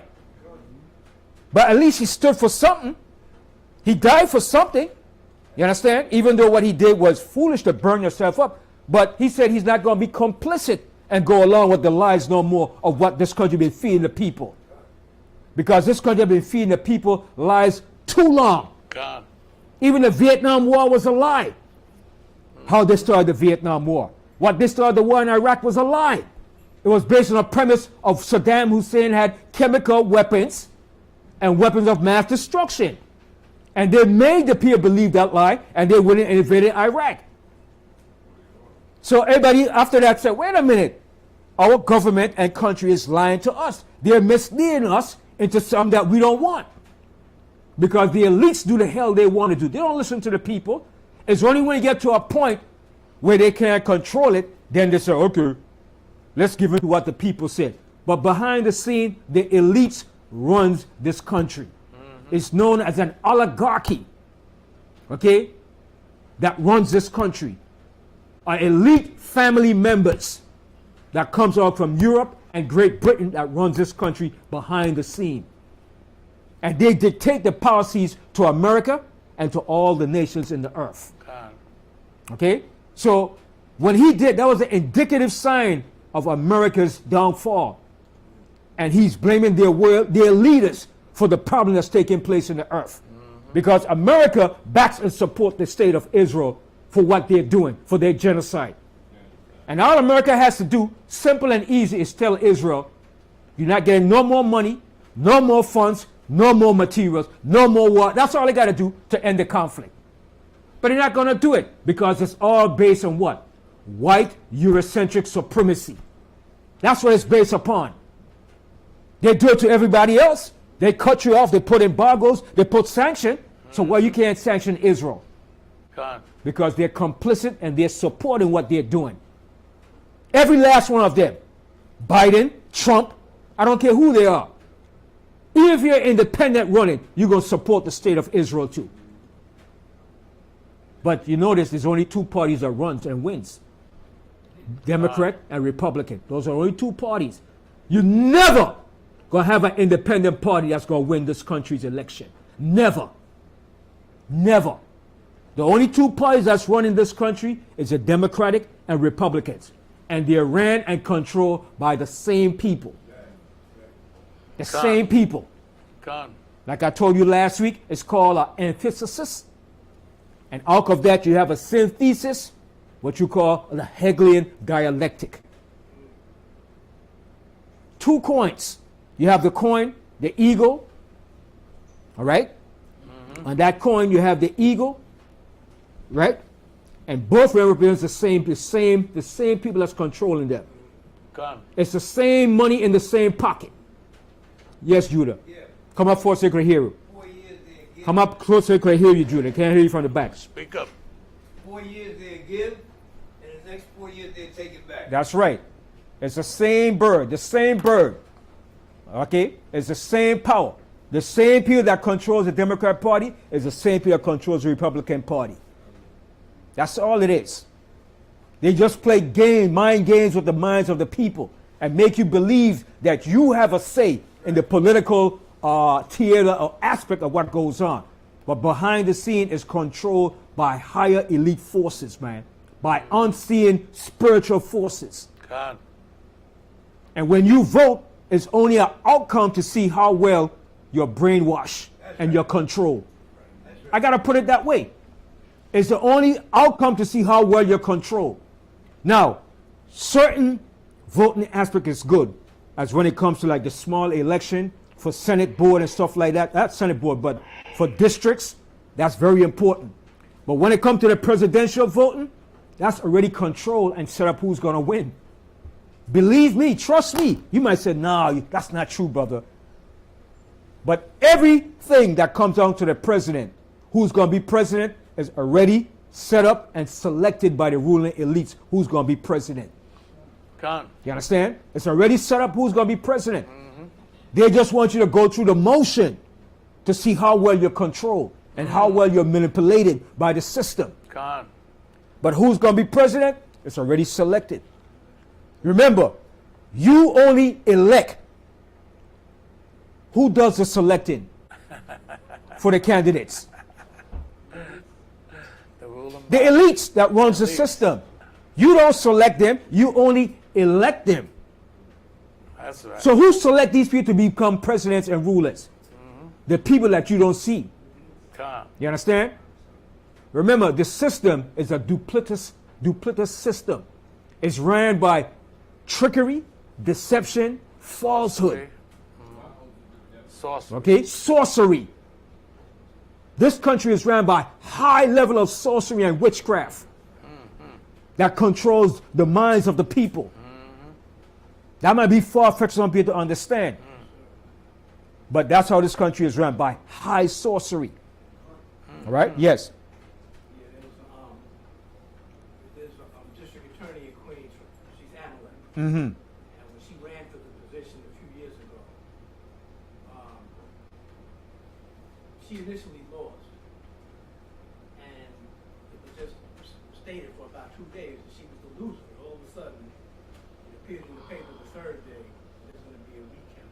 Mm-hmm. Some kind of mistake, and they had to have a recount.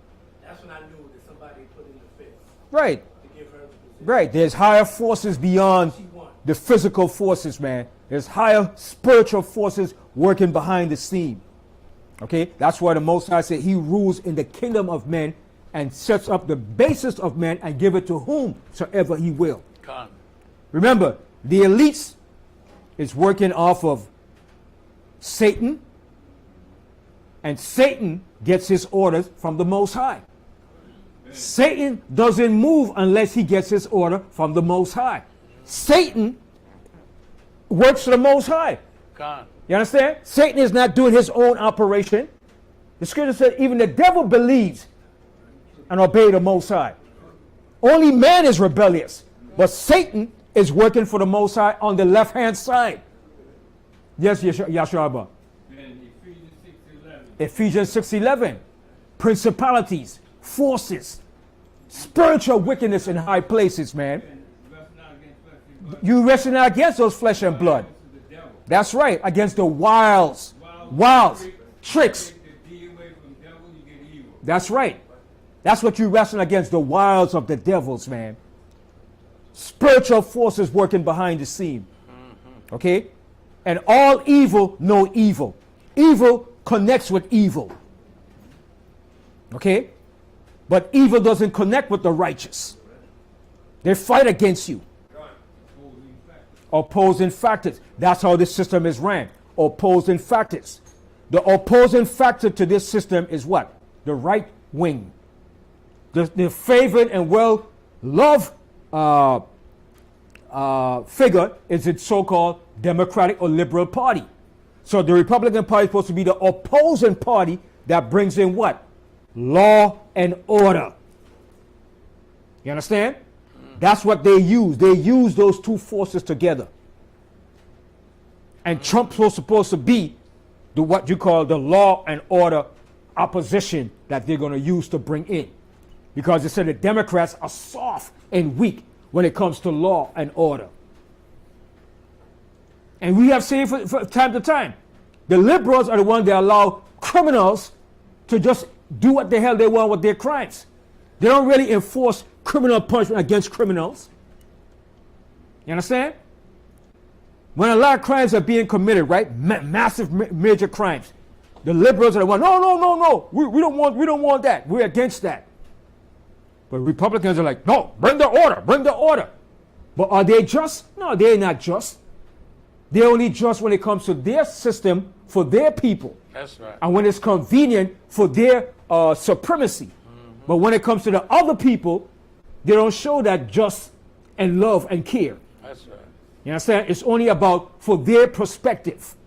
That's all it's about. It's a white Eurocentric perspective of white supremacy. That's all it is. You can't get around it. All right? So let's finish reading this here. All right? Where we left off in Revelation 11.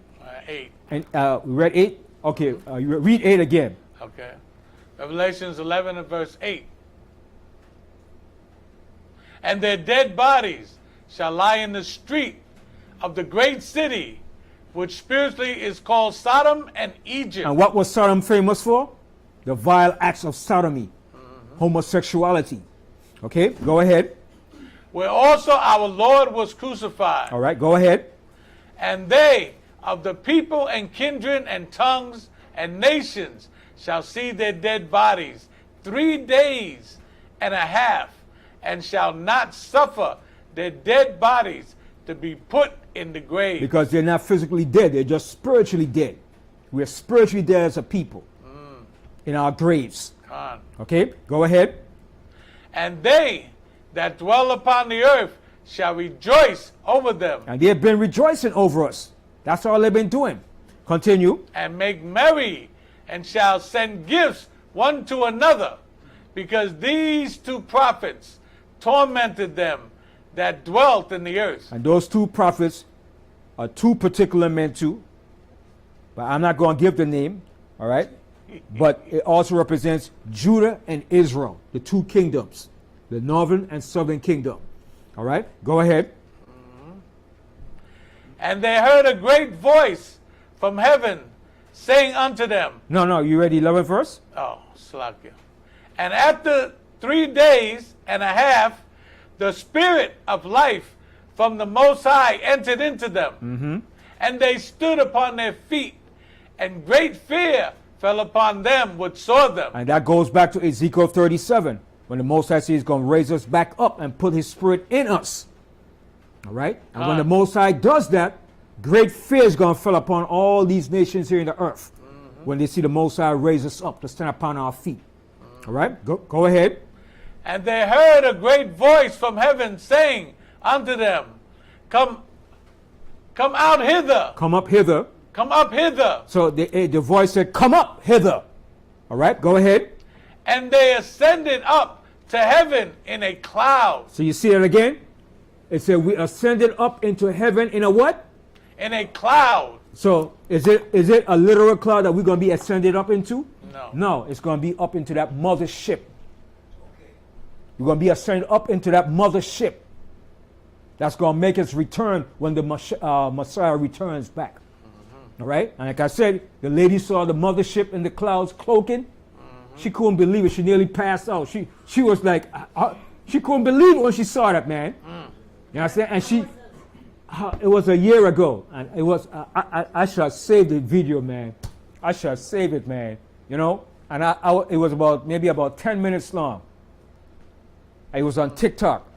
And she showed it. And she was explaining, it was this one night she just put up her telescope. She had this powerful telescope. And she was just out there and she was looking, and when she zoomed in, she said it was right there, right in front of your eyes where you could see, cloaked in the clouds. And when she turned on the telescope with the infrared, she just saw this whole entire ship, man. And she was so amazed when she saw it. She couldn't believe it that these things happen right in our atmosphere. You understand? And she put it up on a video, you know, and she saw that mothership, and she said it was so huge, it could hold like 1 million people, man. It had vegetation, food, everything you could think of in that mothership. You understand? So that's why it says, read that part here again, Yehuda. And he said, we ascended up into a cloud. And they, read 12 again. 12. And they heard a great voice from heaven saying unto them, come up hither.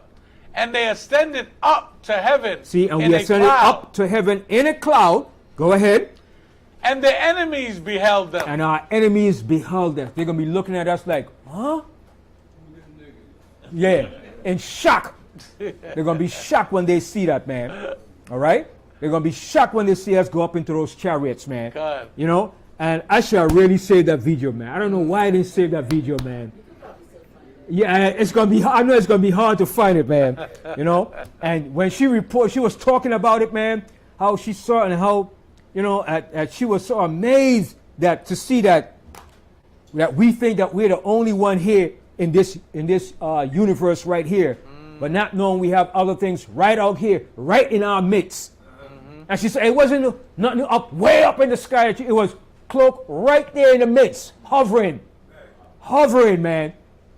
Cloak in the midst of a cloud, disguised as a cloud. Imagine that, man. Disguised as a cloud.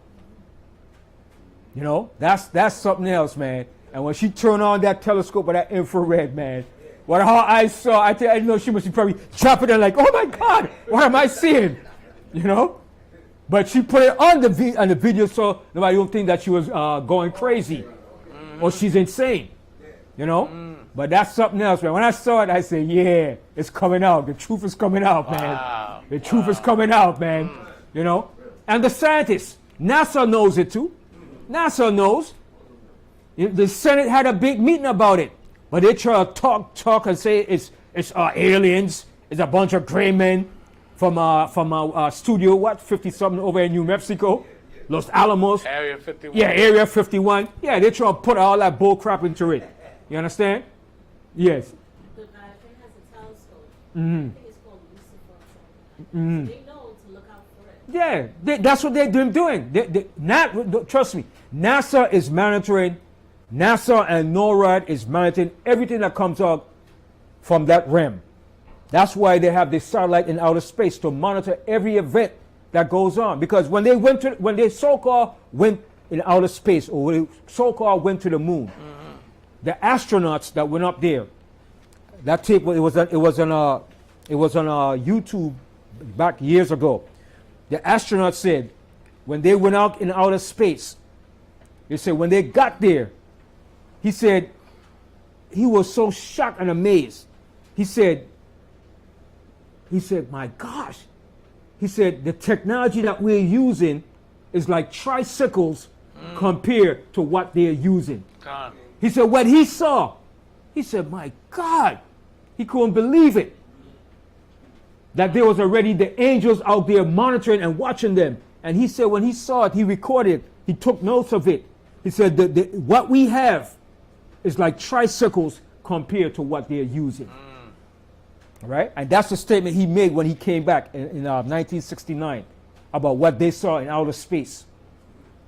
All right? So they've been recording and telling about these things for a long time. God. But they try to suppress it to Right. make the people believe it's aliens. So when it happens, you will think that the country is being invaded by aliens. You understand? That's the deception and that they use to deceive the people.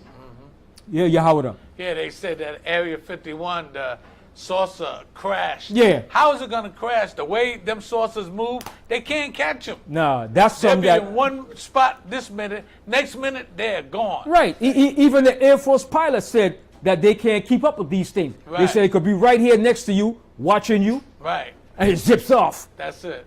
The How's Air it Force gonna pilots, crash? even common pilots see the ships Right. riding with them, then it just zips off. And the pilot said, what the hell is that? The pilot said he even seen him going along in the ocean and come back up. All right, it was this what's his name that wrote The Pale Horse, William Cooper.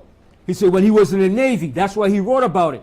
He said while he was in the Navy, there was out at sea, and they saw something went down in the water, zoom. Then it shot back up. So they said, nah, that's probably the military doing a test. Yeah, right. So he said, wait a minute. So he said, they stood there again and they pull out the telescope. Then he put the telescope down. Then the rest of the men that was there said, hey, what the hell? So it went back down in the water and then it stayed upon the water for a while. Wow. And then it shot off. They said, no, this can't be the military doing no test or experiment. So William Cooper wrote about that too when he was in the Navy. And they killed William Cooper, the guy that wrote The Pale Horse. Wow. All right? They killed him, I think, just before they invaded, just before the World Trade Tower got knocked down. All right? Because he said it. He spoke about those things. And they got rid of him. But he said while he was in the Navy, part of naval intelligence, he was out on the ship.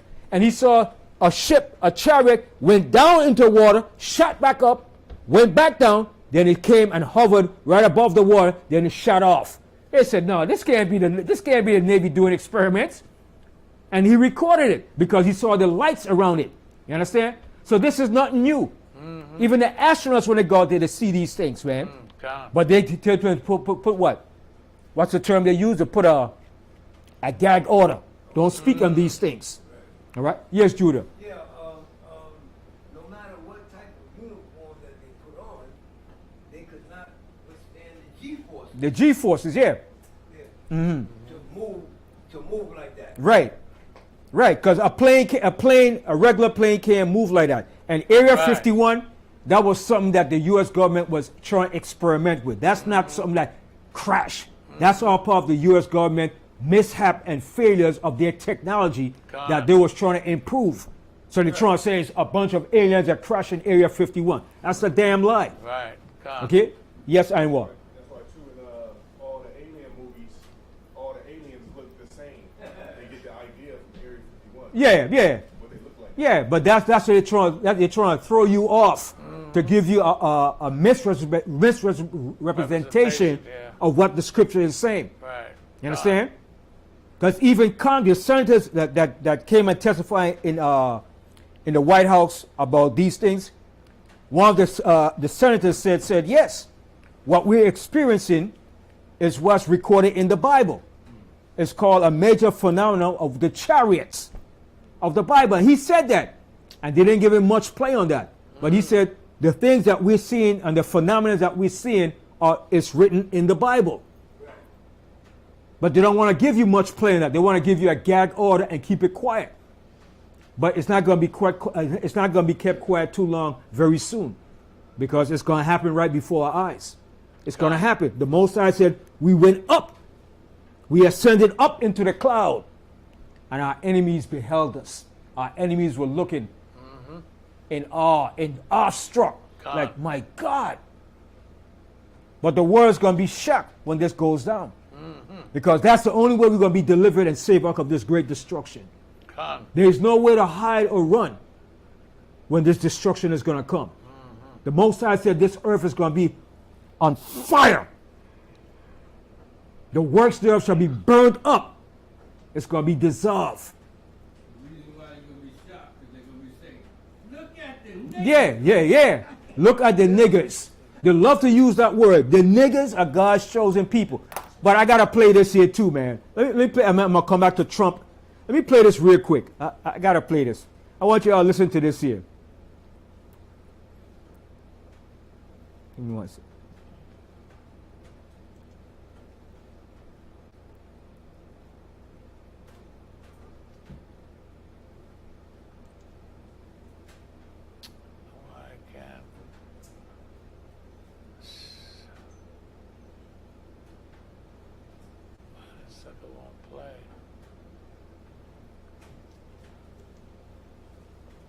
Give me 1 second.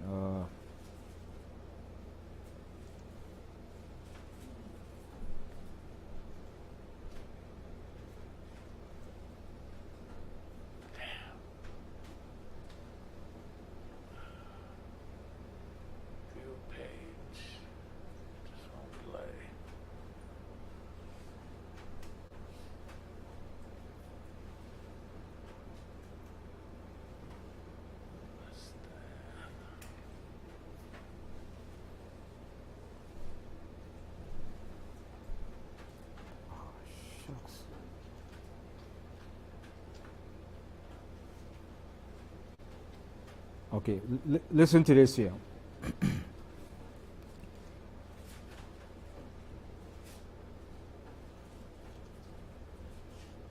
Unleash the power of knowledge and connect with the heartbeat of the African diaspora. Download our African Diaspora News Channel app now on Google Play and Apple App Store. Stay informed with authentic and diverse perspectives, breaking news, and Diaspora News Channel. Right along with those masters. Listen to this here. God's people. Listen to this. God put in the belly of shit people in America. Of the diaspora at your fingertips. Don't That's miss what we're out. trying to get? Empower your Yeah. perspective today. Search African Diaspora News Channel and join the conversation.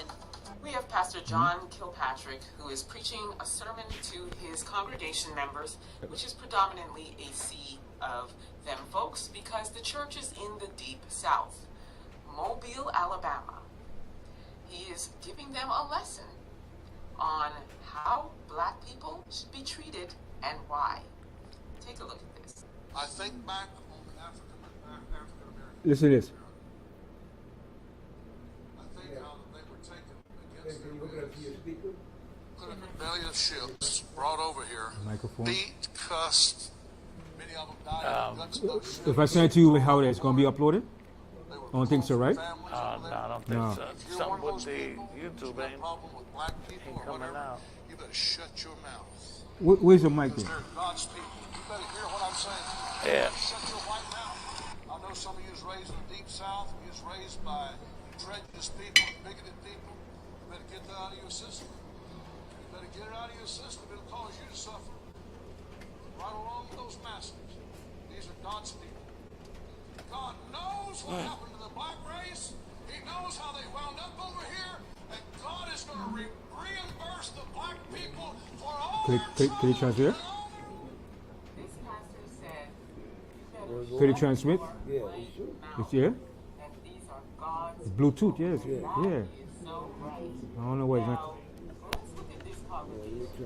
It is predominantly a sea of them folks.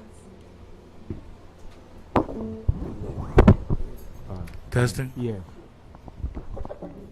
Testing? It's done. It's downloading. It said downloading. Let me see. Testing? 1, 2, 3. Okay, let me, Testing? He knows how they wound up over here, and God is going to reimburse. couldn't connect. Why not? Let me see. Okay, let me see which one is here. Alright, connect. Okay, it's downloading. Give me that while there. Give me 1 second. Oh, okay.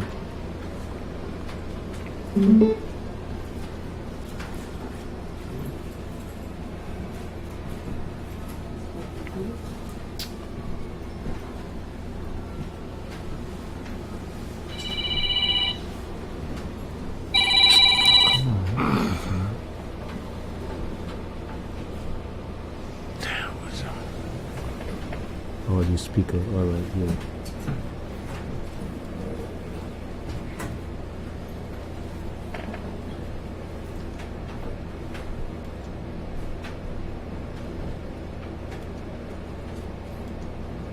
Okay, let me see. Says connect. Now play it. Yeah, let me see. First, the black people Okay. overboard. Now, listen to this. Now listen to this. You better. I think back on the African American people in America. I think how that they were taken against their will, put in the belly of ships, brought over here. Many of them died in the guts of those ships, thrown overboard. They were pulled from families over there. If you're one of those, AC preaching people at your fingertips. Don't miss out. Empower your perspective today. Search African Diaspora News Channel and join the conversation. We have Pastor John Kilpatrick, who is preaching a sermon to his congregation members, which is predominantly a sea of them folks, because the church is in the deep south, Mobile, Alabama. he is giving them a lesson on how black people should be treated and why. Take a look at this. I think back on the African American people in America. I think how that they were taken against their wills, put in the belly of ships, brought over here, beat, cussed. Many of them died in the guts of those ships, thrown overboard. They were pulled from families over there. If you're one of those people, that you got problem with black people or whatever, you better shut your mouth. Because they're God's people. You better hear what I'm saying to you. You better shut your white mouth. I know some of you was raised in the deep south, and you was raised by prejudiced people and bigoted people. You better get that out of your system. You better get it out of your system. It'll cause you to suffer. Right along with those masters. These are God's people. God knows what happened to the black race. He knows how they wound up over here, and God is going to reimburse the black people for all their trouble and all their life. See, and that's he was a. So you see that he was from down in Alabama, down in the hearts of Dixie. Let's You look know? at this congregation. It is predominantly a sea. Right. So some of them are starting to wake up and realize and see what time it is. All right. So, but it's only the mass of them still trying to hold on to it because they're like, hell no. Like Trump and his supporters, and Trump too, and all his supporters, because they're starting to see what time it is. They're starting to see it's the time of the awakening of the Most High's people to the truth. So what they're trying to do is to suppress it so it doesn't come out. But you can't stop what the Most High is going to bring out. God. You can't stay, but you trying to do it, you only heaping coals of fire in your head. Just let it flow. You can't stop a river when it's ready to roll down your way. I don't care what you put there. You can't stop that river from coming down. So you just got to flow with the tide, man, because the Most High is coming through with this tide, man. God. And he's coming with the judgment too. All right? And that's why I love to read the scripture for the scripture. So we read all this in Revelation, right? Let's go to God, you had I think we stopped. I like to go to Genesis 15. That's my favorite scripture, man. Genesis 15, man. Genesis 15 was after 2. Wow. Oh man, I'm gonna have to do a part 2 on this account. I really want to get into the political part with Trump. All right, Genesis. Go to Genesis 15, right? 15 or 13. Genesis 15 and verse 13. And he said unto Abraham, know of a surety that thy seed shall be a stranger in a land that is not theirs, and shall serve them, and they shall afflict them 400 years. And the 400 years is over here. Okay, the 400 years was not in Egypt. That's right. Okay, we didn't spend 400 years of slaves in Egypt. There's no way you could pull that up. All right, because there's no ancient dynasty in Egypt that ruled for 400 years. Okay, the longest reigning dynasty in Egypt was the 18th dynasty that ruled for 255 years. You can't get 400 years out of a dynasty that ruled for 255 years. Okay, so we were not enslaved 400 years slaves in Egypt. We were in Egypt for 215 years. 215 years, and the other 215 years was in the land of Canaan with Abraham, Isaac, and Jacob. Okay, so the length of stay in Egypt was only 215 years, and out of the 215 years in Egypt, only 80 years was of slavery. All right, because Joseph ruled for 80 years. So if Joseph ruled for 80 years, there wasn't no slavery while Joseph ruled, and the slavery began after Joseph died. All right? So the 400 years that we serve the affliction is right over here in America. All right? Go ahead. And also that nation whom they shall serve will I judge. See? And that nation whom they serve will I judge. All right? Go ahead. And afterward shall they come out with great substance. And afterward we're going to come out with great substance when we leave out of here.